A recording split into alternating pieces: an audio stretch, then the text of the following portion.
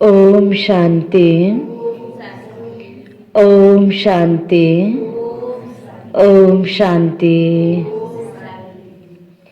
आज बाबा को 17/12/2020 को साकार मुरली। मुरली को मुख्य सार में मीठी बच्चे, सतगुरु आया है तुम्हारी ऊंची तकदीर बनाने। सतगुरु आया है तुम्हारी ऊंची तकदीर बनाने, तो तुम्हारी चलन बहुत बहुत रॉयल होनी चाहिए। तुम्हारी चलन बहुत बहुत रॉयल होनी चाहिए। सतगुरु शिव बाबा आउनुभएको छ हाम्रो भाग्यलाई उच्चा उठाउनको लागि, हामीलाई देवता बनाउनको निम्ति बाबा आउनुभएको छ। त्यसकारण बाबाले भन्नुभयो देवता बन्नु छ, आफ्नो भाग्यलाई उच्च उठाउनु छ भने आफ्नो चलनलाई हामीले सुधार्नुपर्छ। तिम्रो चलन पनि रोयल हुनुपर्छ भन्दै हुनुहुन्छ बाबा। प्रश्नमा ड्रामा का कौन सा प्लान, ड्रामा का कौन सा प्लान बना हुआ है, इसलिए किसी को दोष नहीं दे सकते हैं। ड्रामा का कौन सा प्लान बना हुआ है, इसलिए किसी को दोष नहीं दे सकते हैं। कुनै पनि परिस्थिति आउँछ, कुनै घटना घट्छ त यस्तो किन भयो होला, न भगवानलाई दोष दिने चलन हुन्छ, कहीँ व्यक्तिलाई दोष दिने चलन हुन्छ। बाबा प्रश्न सोध्दै हुनुहुन्छ ड्रामामा कुन यस्तो प्लान जो बनाइ छ कसैलाई पनि दोष दिन मिल्दैन। उत्तरमा बाबा भन्दै हुनुहुन्छ ड्रामा में इस पुरानी दुनिया के विनाश का प्लान बना हुआ है। ड्रामा में इस पुरानी दुनिया के विनाश का प्लान बना हुआ है। इसमें कोई का दोष नहीं है, इसमें कोई का दोष नहीं है। इस समय इसके विनाश के लिए, इस समय इसके विनाश के लिए प्रकृति को जोर से गुस्सा आया है। प्रकृति को जोर से गुस्सा आया है। चारों ओर अर्थक्वेक होगी, चारों ओर अर्थक्वेक होगी। मकान गिरेंगे, मकान गिरेंगे। फ्लड आएगी, अकाल पड़ेगा। फ्लड आएगी, अकाल पड़ेगा। इसलिए बाबा कहते बच्चे अब इस पुरानी दुनिया से, अब इस पुरानी दुनिया से तुम अपना बुद्धियोग निकाल दो, तुम अपना बुद्धियोग निकाल दो। सतगुरु की श्रीमत पर चलो, सतगुरु की श्रीमत पर चलो। जीते जी देह का भान छोड़, जीते जी देह का भान छोड़, अपने को आत्मा समझ, बाप को याद करने का पुरुषार्थ करते रहो।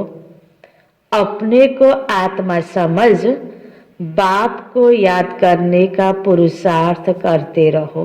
बाबाले भन्नुभयो यो ड्रामामा कलियुगको अन्तपछि सतीको आउनु नै छ। जब नयाँ घर बन्छ भने पुरानो घर त तोडिन्छ नै, पुरानो बस्न लायक नभएपछि। त्यसरी नै यो ड्रामामा विनाशको प्लान बनेको छ। त विनाशको निमित्त यो प्रकृति पनि निमित्त बन्छ। त प्रकृति जो मनुष्य आत्माले जसरी प्रकृतिलाई उपयोग गर्दै आउँदै गर्दा मनुष्य आत्माको सुरुमा जो अवस्था राम्रो हुने बेलामा सतोप्रधान प्रकृति थियो, अब अहिले तमोप्रधान प्रकृति छ। कहीँ बाढी पहिरो आउँछ, कहीँ भूकम्प जान्छ, भूखमरी हुन्छ, विभिन्न प्रकारको समस्याहरू आउँछ। त बाबा भन्नुहुन्छ यो सबै कसैलाई दोष दिन मिल्दैन। ड्रामा अनुसार यसैको द्वारा पुरानो दुनियाँको विनाश हुन्छ। यो भूकम्प आदि सबै कुराहरू जो भइरहेको छ अब यसबाट नै पुरानो दुनियाँको विनाश हुन्छ र अब सत्ययुगी दुनियाँ स्थापना हुँदैछ। त्यसकारण यसमा हैन धेरै हामीले अब आत्तिनुभन्दा धेरै किन के भनेर विभिन्न प्रकारको दोषारोपण गर्नुभन्दा पनि अब आउनेवाला नयाँ दुनियाँको लागि हामीले मनदेखि नै आफूलाई तयार पार्ने हो। त्यसकारण बाबलले भन्नुभयो आफ्नो बुद्धियोगलाई सतगुरु परमात्मामा लगाऊ। अब सतयुग स्थापना हुँदैछ, यसका निम्ति आफूलाई आत्मा सम्झ र बाबालाई याद गर्नेको पुरुषार्थ गर। योगको द्वारा योग बलको द्वारा सत्यकी दुनियाँको स्थापना हुँदैछ। त यसमा कसैको पनि दोष छैन। अब सतगुरु बाबा नयाँ दुनियाँ बनाउन आउनुभयो। पुरानो दुनियाँको विनाशको लागि यो प्राकृतिक आपद विपद पनि एउटा कारण बनेको छ।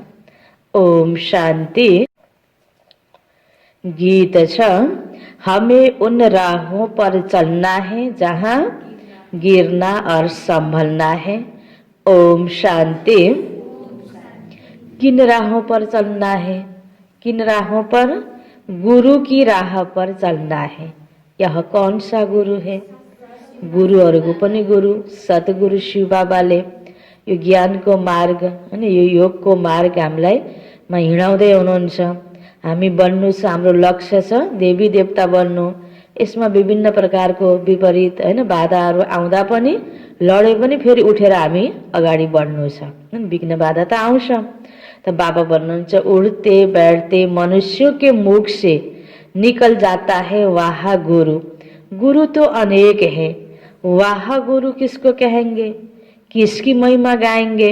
सतगुरु एक ही बाप है। देहधारी गुरु दुनियाँमा अनेक छन्। गुरुको पनि गुरु हैन सतगुरु एक हुनुहुन्छ। भक्ति मार्ग में ढेर गुरु है, कोई किसकी महिमा करते, कोई किसकी महिमा करते हैं।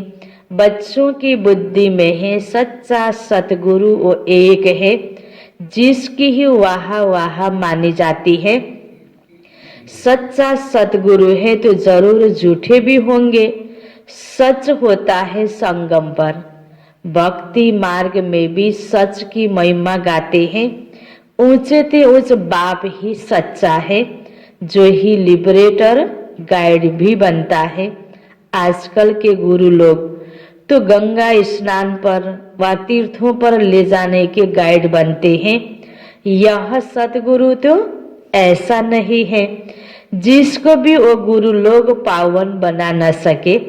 वह कोई ऐसे नहीं कहते कि मामेकम याद करो हैन। कुनै पनि देहधारी गुरुहरूले मलाई याद गर, मेरो यादको द्वारा तिम्रो विकर्म विनाश हुन्छ, यो डाइरेक्सन दिन सक्दैनन्। किनकि रियलमा कुनै पनि देहधारी गुरु सबैको गुरु हुन सक्दैन।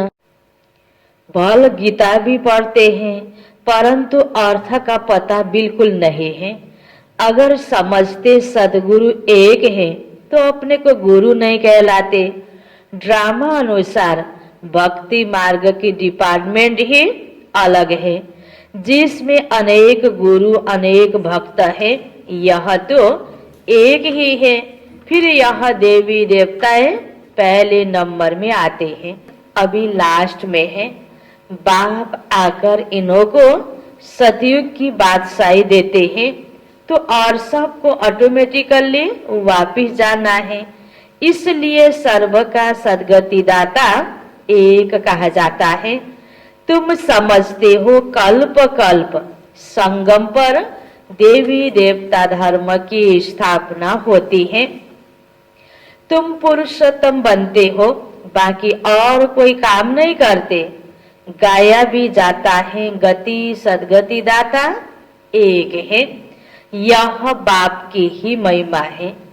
गति सदगति संगम पर ही मिलती है। सतयुग में तो है एक धर्म, यह भी समझ की बात है ना। परंतु यह बुद्धि देवे कौन? आज सतयुग में एक धर्म, एक भाषा हैन, एक कुल सबै कुरा एक थियो। आज यो अनेकता भएको छ। अब गुरुहरू अनेक पनि छन्, तर सद्गति दिनेवाला कोही पनि छैन। तो बाबा भन्नुहुन्छ यो कुरा कसले बुझाउने? तुम समझते हो बाप ही आकर युक्ति बताते हैं, श्रीमत देते हैं। किसको देते हैं? आत्माओं को देते हैं। हामी आत्माहरूले बाबासँग श्रीमत लिइरहेका छौँ। वह बाप भी हैं, सदगुरु भी हैं, टीचर भी हैं, ज्ञान सिखलाते हैं ना। बाकी सब गुरु भक्ति ही सिखलाते हैं। बाप के ज्ञान से तुम्हारी सदगति होती है, फिर इस पुरानी दुनिया से चले जाते हैं। तुम्हारा यह बेहद का संन्यास भी है। बाबा ने समझाया है, अभी 84 जन्मों का चक्र तुम्हारा पूरा हुआ, अब यह दुनिया खत्म होनी है। जैसे कोई बीमार सीरियस होता है तो कहेंगे अब यह तो जाने वाला है, उसको याद क्या करेंगे, शरीर खत्म हो जाएगा, बाकी आत्मा तो जाकर दूसरा लेती है। उम्मीद टूट जाता है। बंगाल में तो जब देखते हैं उम्मीद नहीं है तो गंगा पर जाकर डुबोते हैं कि प्राण निकल जाए। मूर्तियों की भी पूजा कर फिर जाकर डुबाते हैं कि डूब जा डूब जा। कहते हैं अभी तुम जानते हो यह सारी पुरानी दुनिया डूब जानी है। अब यो कली की दुनिया खत्म हुँदैछ, सती की दुनिया आउँदैछ। फ्लड्स होगी, आग लगेगी, मनुष्य भूख में मरेंगे, यह सब हालतें आनी है।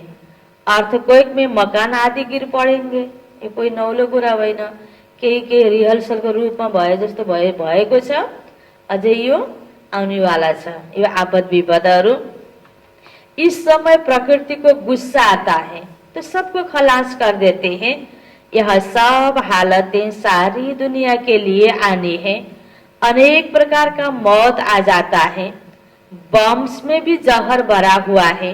थोड़ी बांस आने से बेहोश हो जाते हैं। यह तुम बच्चे जानते हो कि क्या क्या होने का है। यह सब कौन कराते हैं, कौन कराते हैं? बाबा तो नहीं कराते।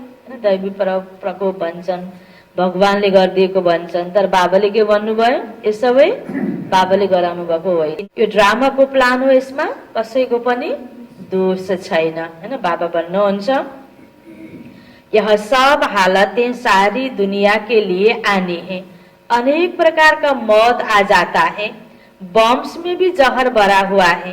थोड़ी बांस आने से बेहोश हो जाते हैं। यह तुम बच्चे जानते हो कि यह क्या क्या होने का है। यह सब कौन कराते हैं? बाबा तो नहीं कराते। यह ड्रामा में नूद है, कोई पर दोष नहीं देंगे। ड्रामा का प्लान बना हुआ है। पुरानी दुनिया से फिर नई दुनिया जरूर होगी। नेचुरल कैलेमिटीज आएगी, विनाश होने का ही है। इस पुरानी दुनिया से बुद्धि का योग हटा देना, इसको बेहद का संन्यास कहा जाता है। अब तुम कहेंगे वाह सतगुरु वाह, जो हमको यह रास्ता बताया। बच्चों को भी समझाते हैं ऐसी चलन नहीं चलो जो निंदा हो। तुम यहाँ जीते जी मरते हो। देह को छोड़ अपने को आत्मा समझते हो। देह से न्यारी आत्मा बन बाबा को याद करना है। यह तो बहुत अच्छा कहते, वाह सदगुरु वाह।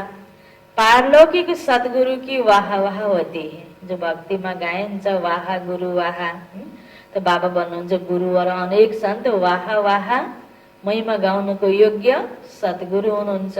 वाह सदगुरु वाह। पारलौकिक सदगुरु की वाह वाह होती है। लौकिक गुरु तो ढेर है, सतगुरु तो एक ही है, सच्चा सच्चा, जिसका फिर भक्ति मार्ग में भी नाम चला आता है। सारी सृष्टि का बाप तो एक ही है। नई सृष्टि की स्थापना कैसे होती है यह भी किसी को पता नहीं है। शास्त्रों में तो दिखाते हैं प्रलय हो गई, फिर पीपल के पत्ते पर श्री कृष्ण आया। अभी तुम समझते हो पीपल के पत्ते पर कैसे आएगा श्री कृष्ण को जन्म। अब त्यसको देखाउनुको भावार्थ तो अर्कै छ हैन। तो पीपल के पत्ते पर आया तो कैसे आएगा? कृष्ण की महिमा करने से कुछ फायदा नहीं। तुम्हें अब चढ़ती कला में जाने के लिए सतगुरु मिला है।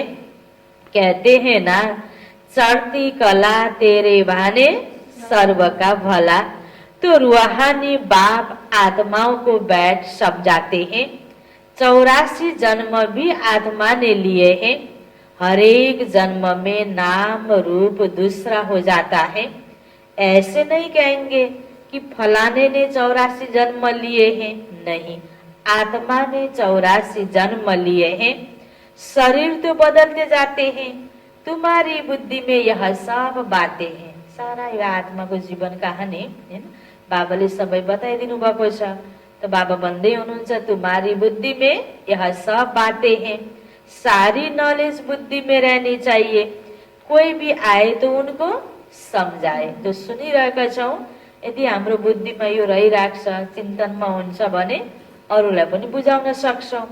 आदि में था ही देवी देवताओं का राज्य, फिर मध्य में रावण राज्य हुआ।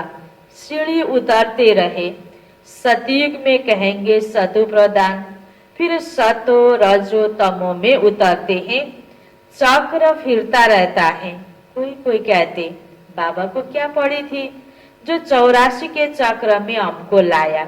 लेकिन यह सृष्टि चक्र तो अनादि बना हुआ है। इनके आदि मध्य अंत को जानना है। मनुष्य होकर अगर नहीं जानते तो वह नास्तिक है। क्या नहीं जानते तो नास्तिक है ना। आफ्नो जीवन कहानीको बारेमा, सृष्टिको बारेमा, भगवानको बारेमा केही पनि थाहा छैन माना नास्तिक। जानने से तुमको कितना ऊंच पद मिलता है। यह पढ़ाई कितनी ऊंच है। बड़ा इम्तिहान पास करने वाले की दिल में खुशी होती है ना, हम बड़े ते बड़ा पद पाएंगे। त्यस्तै हामीलाई बाबाले यो पढाइ पढाइरहनु भएको छ। यो पढाइ पढेपछि हामीले पनि देव पदलाई प्राप्त गर्दैछौं। त कति खुसी हुनुपर्छ भन्दै हुनुहुन्छ बाबा। तुम जानते हो यह लक्ष्मी नारायण अपने पूर्व जन्म में सीखकर फिर मनुष्य से देवता बने। इस पढ़ाई से यह राजधानी स्थापन हो रही है। पढ़ाई में कितना उच्च पद मिलता है, वंडर है ना। इतने बड़े ते बड़े मंदिर जो बनाते हैं अथवा जो बड़े बड़े विद्वान आदि हैं, उनसे पूछो सतयुग आदि में इन्होंने जन्म कैसे लिया, तो बता ही नहीं सकेंगे। तुम जानते हो यह तो गीता वाला ही राजयोग है जो गीता में वर्णन गरिएको छ। यही राजयोग हो जो बाबाले अहिले सिकाइरहनु भएको छ। गीता पढ्दै आए परन्तु उससे फाइदा कुछ नहीं न। जसले भक्ति गरिरहेको छ, गीता पढिरहेको छ, बाबाले भन्नुहुन्छ जो ठुल्ठुलो मन्दिर बनेको छ, यो देवी देवताहरू को हुन्, कहाँ छन्, सत्यको बारेमा सोधौं त कसैले पनि क्लियर टुङ्गो लागेर बताइदिन सक्दैनन्। अब तुमको बाप बैठ सुनाते हैं। तुम कहते हो बाबा हम पाप से 5000 वर्ष पहले भी मिले थे। बाबा से 5000 वर्ष पहले भी मिले थे। क्यों मिले थे? क्यों मिले थे बाबा से? स्वर्ग का वर्षा लेने के लिए, लक्ष्मी नारायण बनने के लिए। कोई भी छोटे बड़े बूढ़े आदि होते हैं, यह जरूर सीख कर आते हैं। एम ऑब्जेक्ट ही यह है। सत्य नारायण की सच्ची कथा है ना, यह भी तुम समझते हो। राजा ही स्थापन हो रहे हैं। जो अच्छी रीति समझ लेते हैं उनको आंतरिक खुशी रहती है। बाबा पूछेंगे हिम्मत है ना राजा लेने की? हिम्मत है? सुन्न त सजिलो छ हैन, बाँकी यो सुनेको कुरालाई प्र्याक्टिकल जीवनमा अपनाएर पास भएपछि बल्ल राजा पद प्राप्त हुने हो नि। त्यसकारण बाबा सोध्दै हुनुहुन्छ हिम्मत है राजा लेने की? कहते बाबा क्यों नहीं हैन। विद्यार्थीले हिम्मत राखेको छ। बाबा भन्नुहुन्छ क्यों नहीं, हम पढ़ते ही हैं नर से नारायण बनने। इतना समय हम अपने को देह समझ बैठे थे। अब बाबा ने हमको राइटियस रास्ता बताया। यो आत्मा को कति क्लियर ज्ञान दिनुभयो बाबाले। देही अभिमानी बनने में ही मेहनत लगती है। देहलाई याद गर्ने बानी परेको छ। देहको आधारमा व्यवहार गर्ने बानी परेको छ। कालो गोरो आफ्नो अर्को तेरो मेरो राम्रो नराम्रो हेर्ने बानी परेको छ। यसलाई मेटाएर आत्मिक दृष्टि बनाउनु, आत्मिक व्यवहार गर्नु, यसैमा मेहनत छ। यो ज्ञान मार्गमा घड़ी घड़ी अपने नाम रूप में भी फंस पड़ते हैं।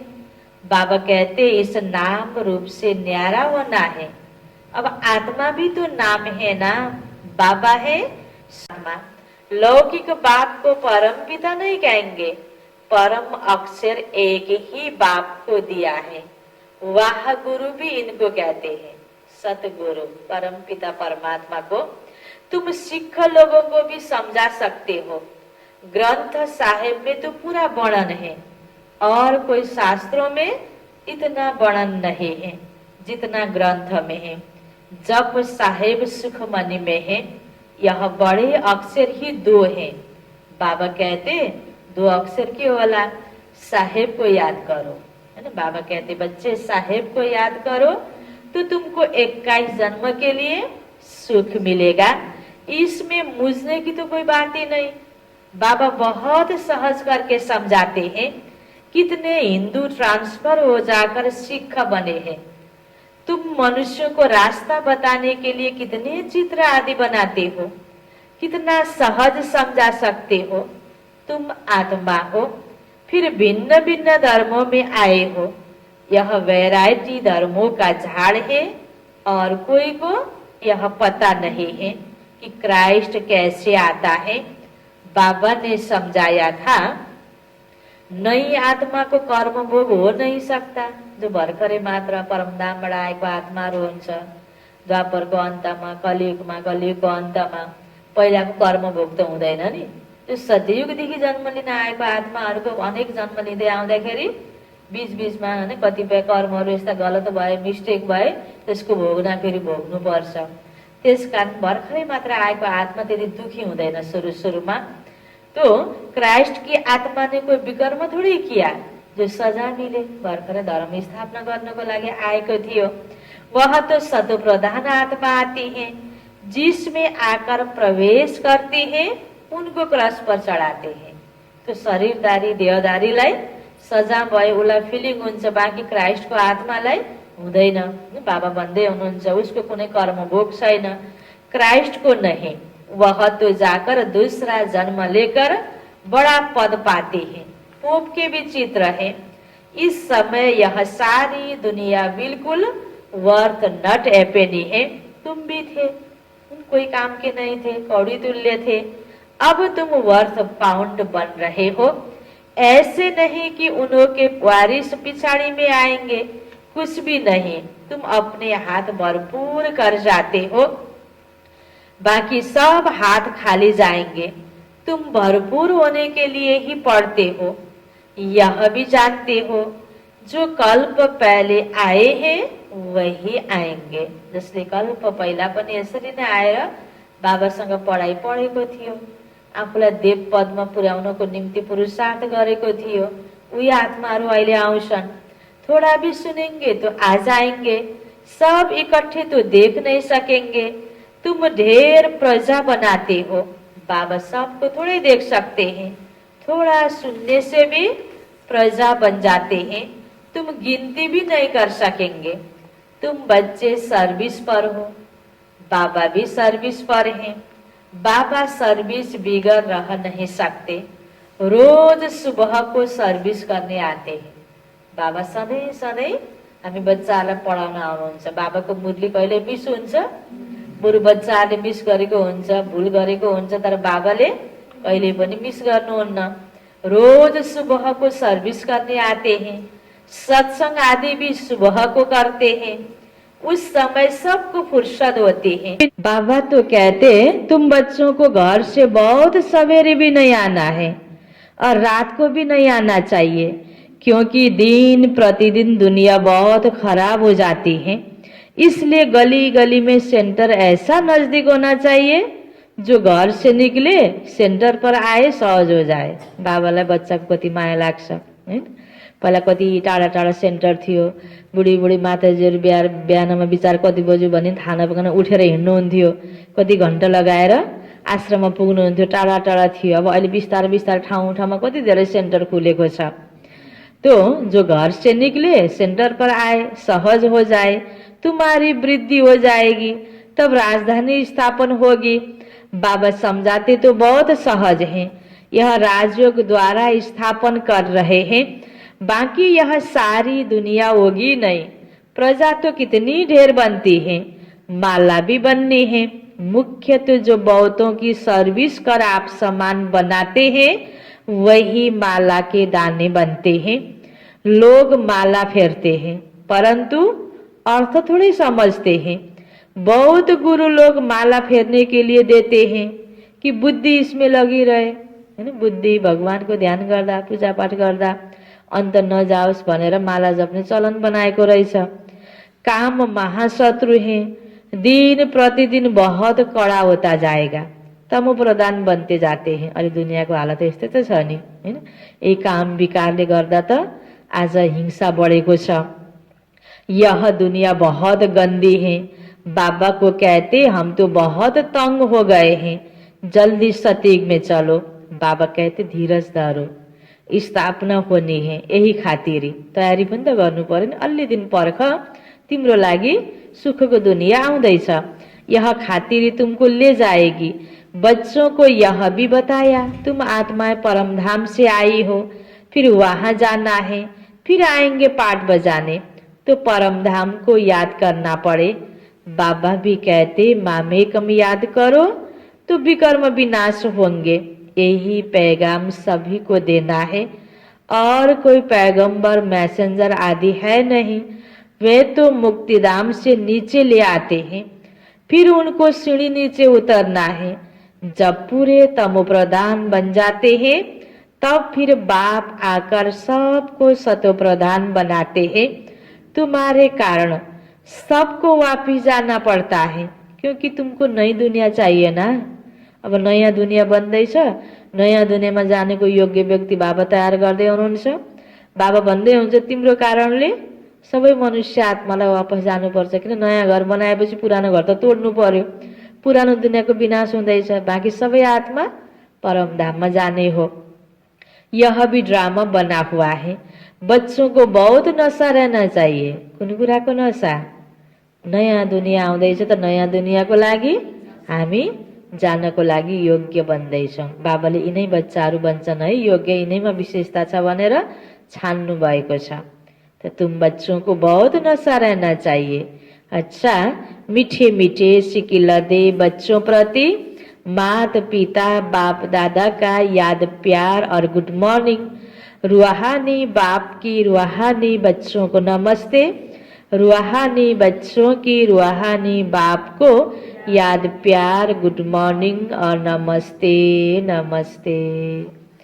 धारणाको लागि मुख्य सार पहिलो पोइन्टमा, इस देह के नाम रूप से न्यारा होकर देही अभिमानी बनना है। इस देह के नाम रूप से न्यारा होकर देही अभिमानी बनना है। ऐसी चलन नहीं चलनी है जो सतगुरु की निंदा हो। ऐसी चलन नहीं चलनी है जो सतगुरु की निंदा हो। दूसरा पॉइंट, माला का दाना बनने के लिए, माला का दाना बनने के लिए बहुतों को आप समान बनाने की सेवा करनी है।